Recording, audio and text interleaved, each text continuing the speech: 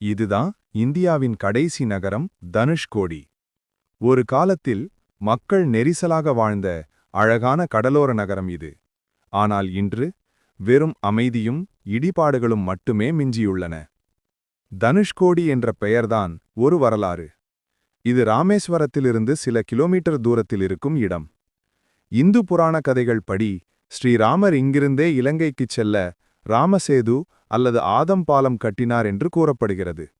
அதனால்தான் இந்த இடம் தனுஷ், அதாவது அம்பு, கோடி, அதாவது இறுதி முனை என்று அழைக்கப்படுகிறது. ஆனால் இந்த அழகான நகரம் தன்னுடைய மிகப்பெரிய துயரத்தை 1964ஆம் ஆண்டு கண்டது.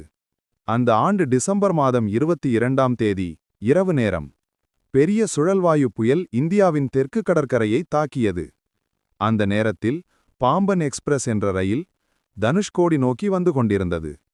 அந்த ரயில் புயலின் கொந்தளிப்பில் கடலுக்குள் அடித்து வீசப்பட்டது. அந்த இரவில் 100க்கும் மேற்பட்ட மக்கள் உயிரிழந்தனர். நகரம் முழுவதும் கடல் நீரில் மூழ்கி வீடுகள், சாலைகள், ஆலயங்கள் அனைத்தும் அழிந்தன. அந்த நாளிலிருந்து அரசு தனுஷ்கோடியை மரண நகரம் என்று அறிவித்தது. இன்றும் அங்கே சென்றால் அந்த இடத்தின் அமைதியே பேசும்.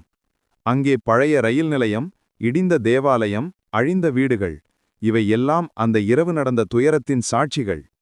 அங்குள்ள கடலின் நீர்நிலைகள் இன்று கூட நிம்மதியாக தெரிந்தாலும் அதன் ஆழத்தில் ஒரு வரலாறு மறைந்திருக்கிறது. இப்போது தனுஷ்கோடி ஒரு பிரபல சுற்றுலா தளம். இங்கே நின்றால் ஒரு பக்கம் இந்தியா, மறுபக்கம் இலங்கை. இரு கடல்களும், அரபிக்கடலும் வங்கக்கடலும் ஒன்று சேரும் இடம் இது. ஆனால் அதன் ஒவ்வொரு மண் துகளிலும் ஒரு வரலாறும் ஒரு துயரக்கதையும் பதிந்திருக்கிறது. தனுஷ்கோடி அழிந்த நகரமல்ல, வாழும் வரலாறு. இந்த மாதிரி மேலும் பல வரலாற்று உண்மைகள் தெரிந்து கொள்ள எங்கள் தி ஷார்ட் ட்ரூத் சேனலை சப்ஸ்கிரைப் பண்ணி முழு வீடியோவை பார்த்து ஆதரவளியுங்கள்.